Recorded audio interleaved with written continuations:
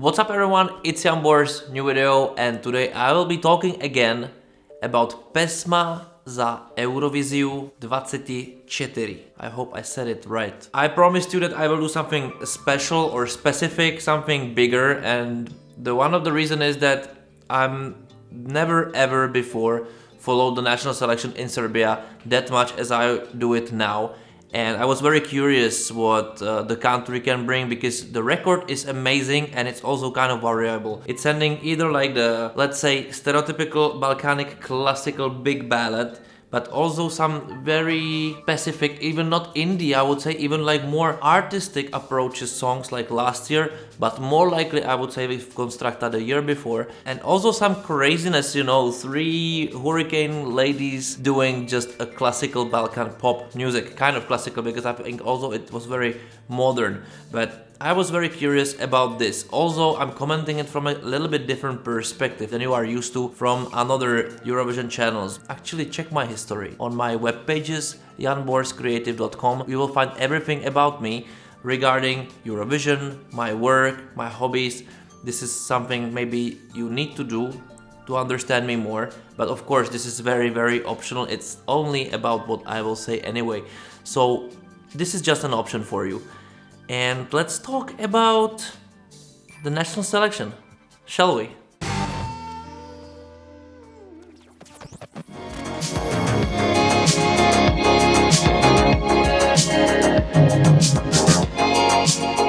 Alright guys, I've already have checked many songs, all of them, and I did 8 reviews, reactions, more likely reactions to 8 of the most favorite songs. I used some metrics using eurovisionworld.com to help me out which are those biggest songs, the most expected winners or the most popular at the time. And also after that I did some kind of a poll on my YouTube, but also I was checking another sites.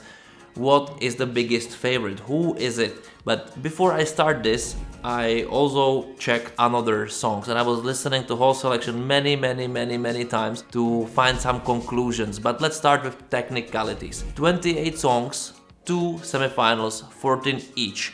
And there are some very specific things which from 28 songs, 18 of them has as an artist woman. Only 8 are male artists, and then the rest is combined. I think there's also one exception which is like a combination, but this was kind of not strange. I wouldn't say it's strange, but it was something specific about this selection, that it's very female centric, let's say. And of course it's kind of support this stereotype we all have about Serbia, that they will send again the great ballad, blah blah blah, even though I don't remember last time when Serbia sent something like this. I think it was with Kruna a few years ago. Anyway, this matters not, because what matters if Serbia is able to send the biggest quality. And I was questioning this when I was listening the whole Serbian selection many times, and I found a very nice conclusions. One of them is that it's a very quality contest in general. There is, first of all, non-song which would annoy me, and you know I'm very easily annoyed with something, but there is nothing which I would say like I don't really get why it's there, what the hell. No, there is this all combination diversity of Serbia. I would say I like it's Serbian centric. I'm not a fan of it or not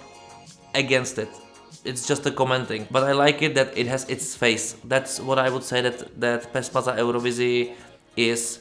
It's very clear what is it about, what is the task, what Serbia wants to present, what to show, how to support their own artist from very big variety. I would say pop, indie, artistic, and also very folkish scene, all combined into many different fusions. Something it's more classical, something it's more fusion wise, something is a classical big song, ballad, something it's more like a Balkan style disco, but nothing is screaming at me 1919, you know? I think everything, almost everything feels 2024. It feels very current, and maybe you won't understand why I'm saying this, because there are so many big things which you feel like you heard many times, but I'm talking about, for example, sound mix. What I love on this selection is all 28 songs are perfectly mixed, perfectly mastered. All those songs has many layers, they sound amazingly, and also this is 2024. This is current. It just feels that somebody really care about music in Serbia in general. I really like it. I adore it. I enjoying it. It's fascinatingly good, and each and every song has something to offer. I went really through all of them. I write some notes. I really want to know who is my favorite, what I like, what I dislike, what is the most fascinating, what will catch my ear, and I came to completely different conclusions. There are the polls or maybe your comments on my YouTube underneath the videos, and all of those together to find my things in the contest. And honestly, there are many, and for example, after this I created my top 5. Definitely wasn't easy to do because there are more than 5 songs I really like, and this is fascinating. But let's talk about the favorites first. I did this research I was talking about, and I was very curious like if there is something like really popping out, and I actually found the conclusion that there are 2 songs which are really popping out, 2 artists which are giving the most favors or the more favorites. And I would say that from me as a foreigner perspective, where I don't really catch the lyrics, it just needs to sound good and I don't question it, so it's a different point of view than a native Serbian guy who understands everything, and it may be something is annoying or stereotypical or blah blah blah. I can completely understand it, but understand my perspective that I have no clue what are those songs about. And as a normal viewer who will watch those songs for the very first time at Eurovision, they will also have no clue. So the only thing what is really important, or the most important, is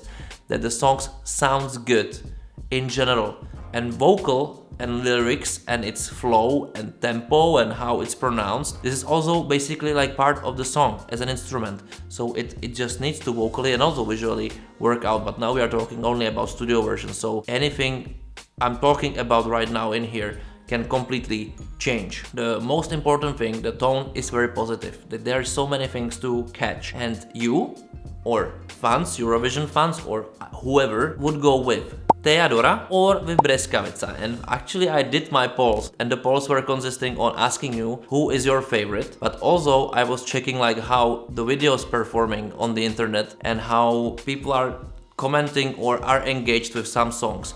So basically Teodora is the big song, which is adored by the most, by its quality, also with softness. It has a story in it. Ramunda about this flower.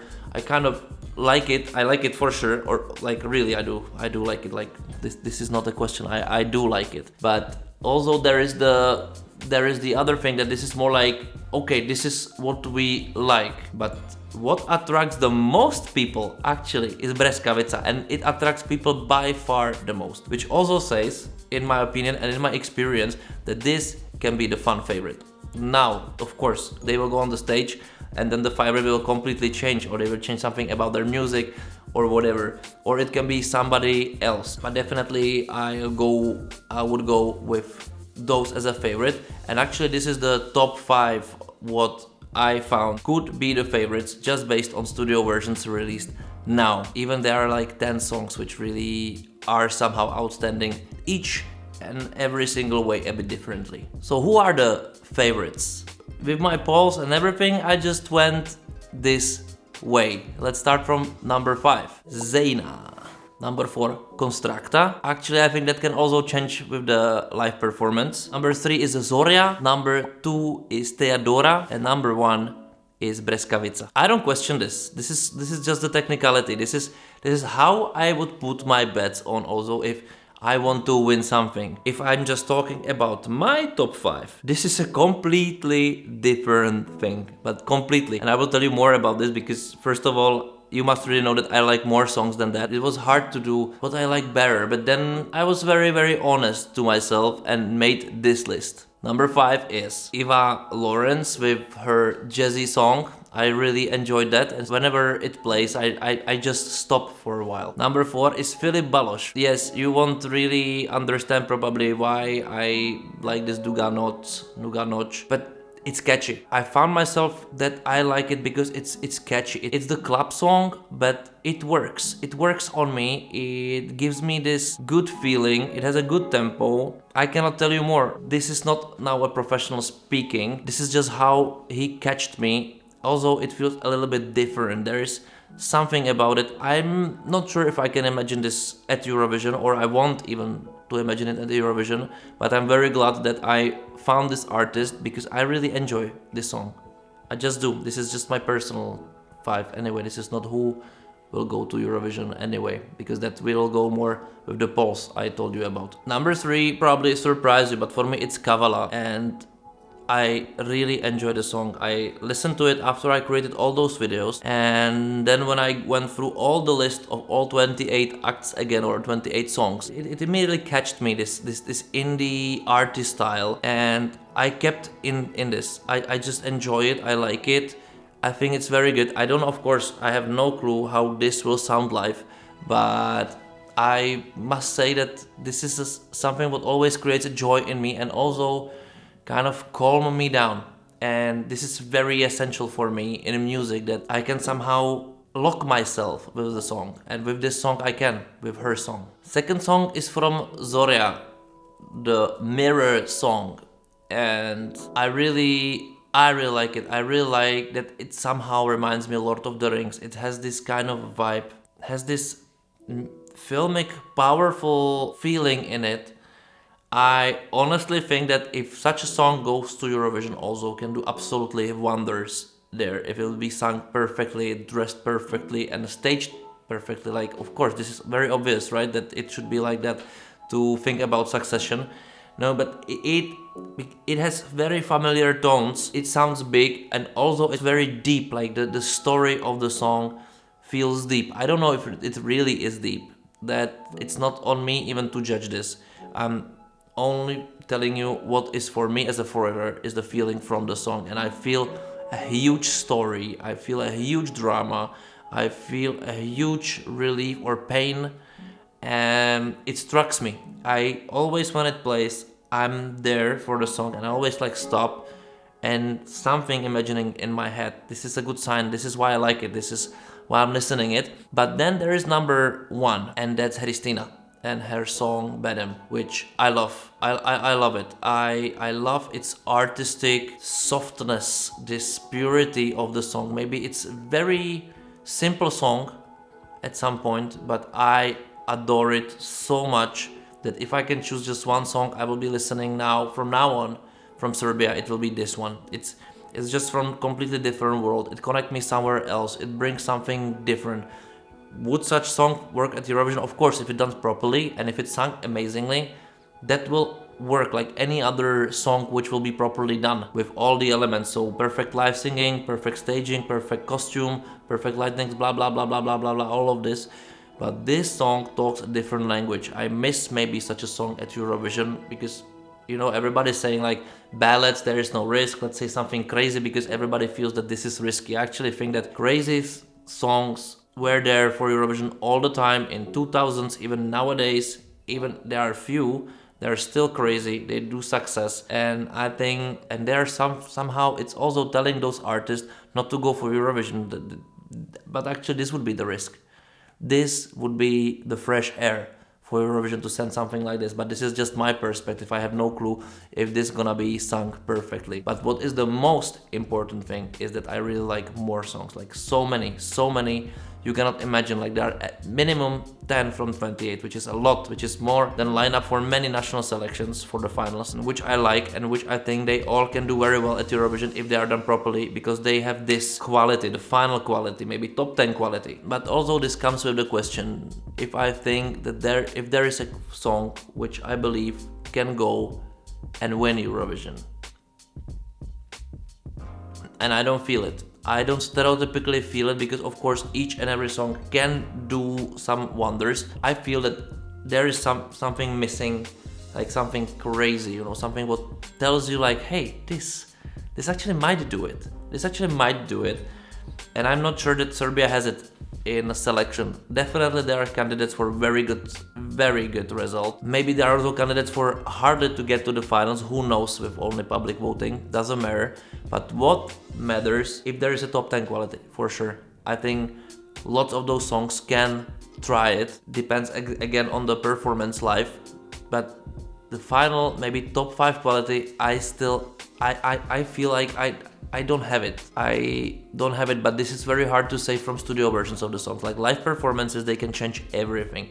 They can change the song, which I don't like now, for a brilliant thing, because somehow with all the visual stuff around it, and Serbians can do their live performances and their live shows very well, they can completely change my mind and blew my mind and absolutely change the way how I'm thinking about the songs now. And I think this will happen, especially with several examples, and I know it from the history. I think it's very normal that this is happening, so I expecting also this. So this is what I found as a conclusion. I'm very grateful that I had time to go through all of it, to listen to it, to understand more Serbian soul. Thank you for all the comments beneath my videos, and also I will ask you today, comment underneath below, who is your favorite? Who will win? What is the best studio version? What studio version do you like the way that it locked you somewhere else? Is there some surprise for you? As for me, it's Filip Baloch, that you would say like, I normally wouldn't listen to it, but now? Write me this in the comments below. Also, don't forget to subscribe the channel. Of course, like the video. Send me a coffee if you would like to, and do all this nice stuff you can do with my videos. So also don't forget to share it and share with me. Watch my other videos, check my channel, and if there is something you missed in this video as an information, or because this is more like a feeling video, I'm just telling you my feelings. This is a classical YouTube stuff, like a guy goes and tells you what he likes. Tell me what would you like me to improve, and I will try to work on it. And that's it. I don't even know if this is listenable, but I really hope you enjoyed, and see you in the next video. Thank you for watching.